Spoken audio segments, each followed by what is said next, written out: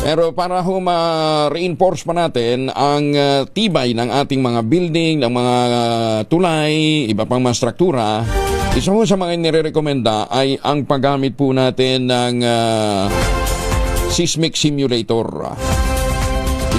Matagal na itong technology na ito, pero hindi ko lang alam kung gaano nakalawak itong nagagamit. Napag-usapan natin to nung may malakas nga pong pagyanig dyan ho sa Mindanao. Ano, ha? Pero ngayon, makakasama ho natin si Engineer Ruel Ramirez, Dean ng Engineering ng Central Colleges of the Philippines. Lecturer din po ng De La Salle University at ating Pangulo po ng Philippine Institute of Civil Engineers. Ano, ha? Engineer Ruel, magandang umaga po sa inyo. Nakamute yata si Engineer Ruel. Engineer? Ayan, yan. Good morning. Oo. Engineer. Magandang umaga ho sa inyo, Kung Angel. Opo, gaano ba karami ang structural engineer ng Pilipinas? Kukunti pa lang ho. Wala pa ho 1,000 yung specialist ho ang pinag-uusapan natin. Oo. Bakit? Bakit kukunti ang structural engineers natin? Mahirap ba yan? Sabagay, mahirap ng engineering. Kunti lang yung pumili sa linya na yan. So, ganun talaga. Tapos, para maging structural engineer ka, kailangan recognize ka ng Philippine Institute of Civil Engineers at ng Association of Structural Engineers of the Philippines at ng Institution of Specialist Structural Engineers of the Philippines. Okay. Hindi naman dahil sa nag-abroad na rin ho yung karamihan na engineer. Hindi ho. Hindi. Talagang kukunti lang. Kukunti lang ho kami talaga. Ano mga university nag-o-offer ng specialized program na yan? Marami naman. Sa UP, pwede ka mag-master. Sa De La Salle, maraming universities naman ho. Pero para ma-recognize ka kasi na isang structural engineer, kailangan makita yung track record mo at ma-recognize ka ng Philippine Institute of Civil Engineers. Kasi marami kaming specialization, may structural engineering, medyo technical, may water, may transportation, at marami pang iba as a civil engineer. So pati yung paggawa ng mga dam, kailangan pala mga structural engineers doon. Marami ho. Meron din specialization ng project management. Ano naman yun? Kaya malawak ko yung scope talaga ng civil engineering. Kaya lang, kunti lang yung nag-specialize ng structural.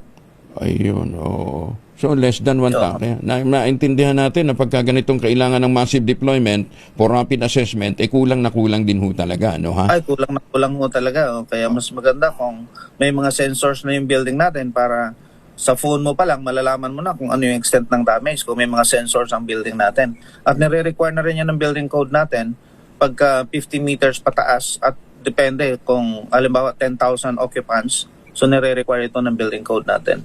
Saan nakalagay yung sensor na yun? Meron sa ground, meron sa mid-height ng building at sa top ng building. Para kahit wala ho kayo doon, madidetect nyo na kung gaano kalaki yung magiging extent ng damage sa building. Okay. Nabanggit ko na kanina, alam ko isa sa mga expertise ninyo ito, paglalagay po ng seismic isolator. Yung bang mga existing building, pwede pang lagyan ng seismic isolator? Yes, pwede pa ho. Gina-jack lang ho namin yan. Pag na-jack na yan, i-insert lang yung seismic isolator.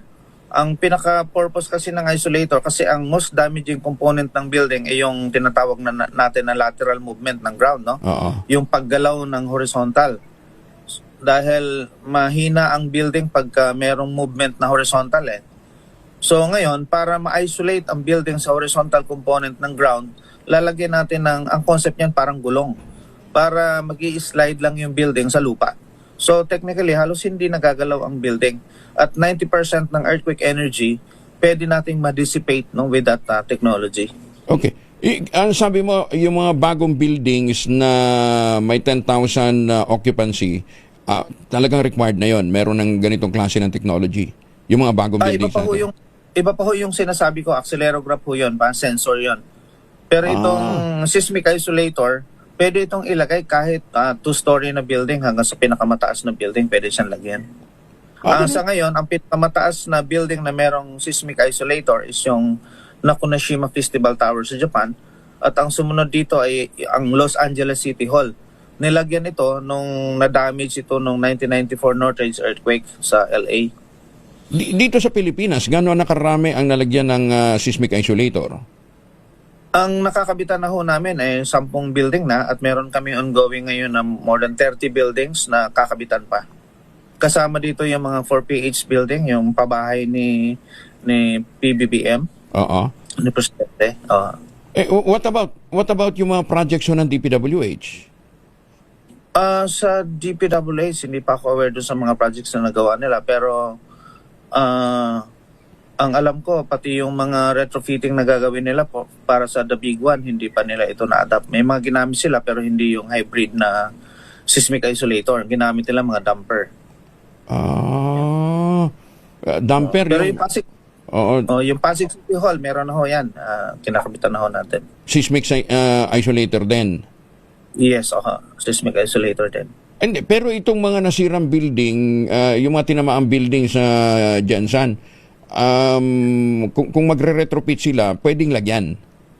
Pwede ho lagyan pa yan. Oo, kasi may mga malls na tinamaan dun eh. Oo. Oo. Ang advantage lang nito, pagka merong seismic isolator ang building natin, pwede mong i-design niya na fully operational talaga.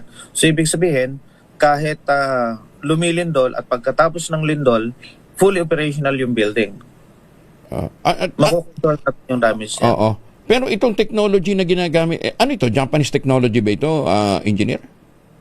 Actually ang pinakaunang nakapag-patent niyan sa US, 1800 pa eh. So US talaga naka-invent ng una. Matagal na. Kaya lang sa ngayon, ang number one na may pinakamadaming building na nakabitan nito ay sa Japan. Japan. Kasi nga, dahil pati bahay, ginamit nila ito sa mga bahay. So, two-story house, kasi iba pwede namang shoring na lang eh, para tumibay yung building mo. Anong advantage nito over shoring, engineer? Ang problema ho niya, nakita naman ho natin ngayon sa Jensen, na pati mga bahay nasira. Kasi nga, pagka ang design ng building natin, bahay man yan o high-rise, kung minimum compliance lang tayo sa structural code, ang performance level kasi niyan, masisira talaga ang building eh. Kasi ang main intent ng structural code is wag lang mag-collapse yung building, enough na yon. Ganun? So ngayon, ganun ho yung performance level ng building, ng structural code natin.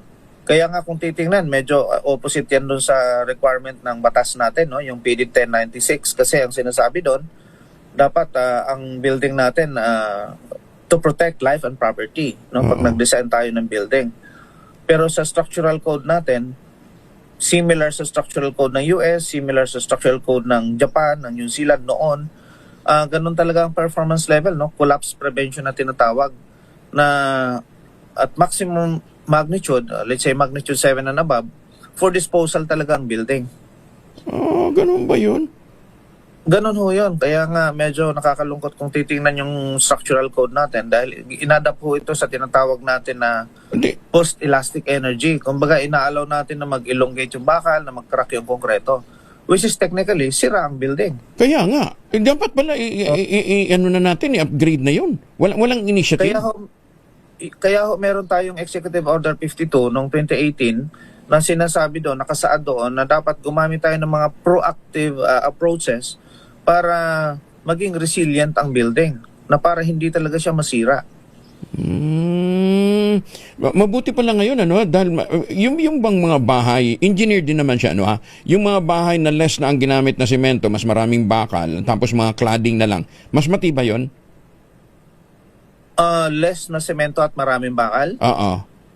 Mas mahina ho yun kasi dapat may minimum standard tayo sa konkreto. Dapat at least 2,500 PSI ang konkreto, yung strength ng konkreto. Pag mahina ang konkreto, kahit madaming bakal, pwedeng sumabog yan ng biglaan eh. At yun ang mga nangyari sa ibang building natin na sudden yung collapse. Hindi, pero kung mga ano lang, yung halimbawa, two-story, two-story, yung parang bungalow type lang, tapos mas marami kang bakal na ginamit, mga beams, tapos mga, ang tawag natin, tubular, sanib na semento, mas matibay ba yun? Kung steel, yes. Kasi mas flexible kasi pagkabakal ang ginamit natin. Mas safe yun. Pero yun ay para lamang sa mga 1 or 2 stories. Yung medyo mas mataas na, siyempre mas kailangan pundasyon. kahit to mas mataas, okay pa rin naman yung steel gamitin. Oo. Pero maging steel man yan o konkreto, parehas pa rin ho yung performance level niyan ng code na wag lang mag-collapse, enough na. So yun ang nakakalungkot ho doon. Kaya kahit sa US ho, meron ng executive order din noong 2016 sa US na ang mandate doon sa US na dapat pag nag-design ng building, better than the minimum requirement of the code. So, gaano katanda ang bahay na pwede pang lagyan ng kasi 'di ba 50 years lang naman usually ang buhay ng isang building, ano? Gaano pa katagal gaano katanda yung building na pwedeng lagyan natin ng seismic isolator? Actually may retrofit to kami na more than 100 years. Oh, Kasi technically yung konkreto, habang tumatagal lalo yan tumitigas. Basta wala lang maganda lang yung pagkaka-maintain. Na walang hindi na napurod yung kalawang dahil pinipinturahan ng madalas yung semento. Ayan. No. Kasi tumatagal habang tumatagal lalong tumitigas yung semento dapat. Pero kung hindi maganda yung pagkakagawa ng semento, habang tumatagal humihina yung konkreto. At yun yung madalas na nangyayari din sa atin kung mali yung composition ng aggregate. Madumi yung tubig. Yung buhangin mo, may mga halo na putik pag hinalo mo yan. So, humihina siya over time. Ayun. May mga ginagawa na kayong mga LGU buildings, yung mga munisipyo? Yes, meron. Pasig, sabi mo, kanina.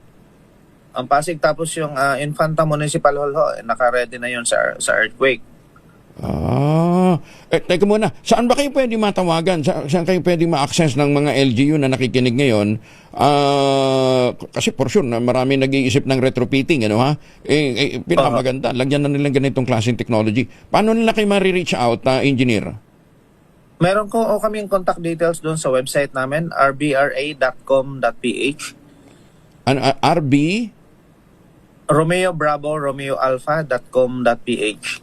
rbra.com.ph. RBRA. Okay. Yes, yeah. Or pwede ho kaming kontakin sa telepono sa 0920-9090-147. Ayan, siguro dumiretso na ho kayo kila engineer, ano ha? Gaano karami naman ang kasama ho yung structural engineers sa grupo ho ninyo, engineer, for rapid assessment? Mga nasa 20 ho kami. 20. Pero mga well-trained talaga.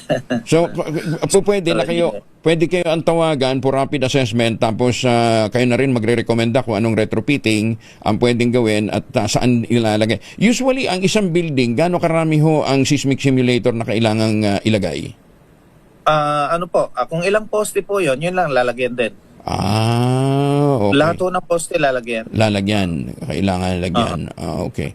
Ilang floor ang seismic isolator? Isang floor lang ho.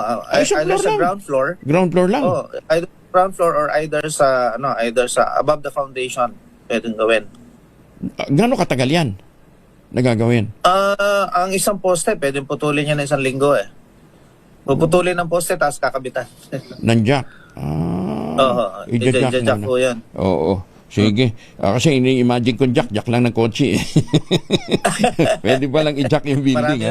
Marami pa hong components na mga sensors para masigurado na pag ginak yung building hindi siya within the tolerance yung galaw ng building pagka ginak siya. Okay. rbra.com. Yan po ang website na puntahan ninyo. Yeah. Nandun daw po yung mga contact details. Ano, para doon sa mga, may mga nag-text na kasi sa akin dito ng mga LGU, mga mayor na baka po pwedeng pwedeng dumiretso na ho kayo kay engineer. May mga tao kayo nakadeploy ngayon sa Mindanao? Magpapadeploy pa lang ho kami kasi kadarating ko lang ho galing abroad. Kadarating ko lang yan. 2 a.m. kanina. Timing lang pala. Ano, ha? Sige. Engineer, maraming salamat ha. Maraming salamat. Maraming salamat po Kong Angel at sa ating mga taga-subaybay po. May mga humihingi ka sa akin dito. Pwede ko bigay number nyo? Sige po. Pwede po. Sige. May mga nagtatanong ni. Anyway, i-diretso na lang namin ho sa inyo. Ha? Sige. Thank you, Engineer. Maraming salamat. Salamat po, Kong. Salamat po. Si Engineer Ruel Ramirez, isa pong structural engineer.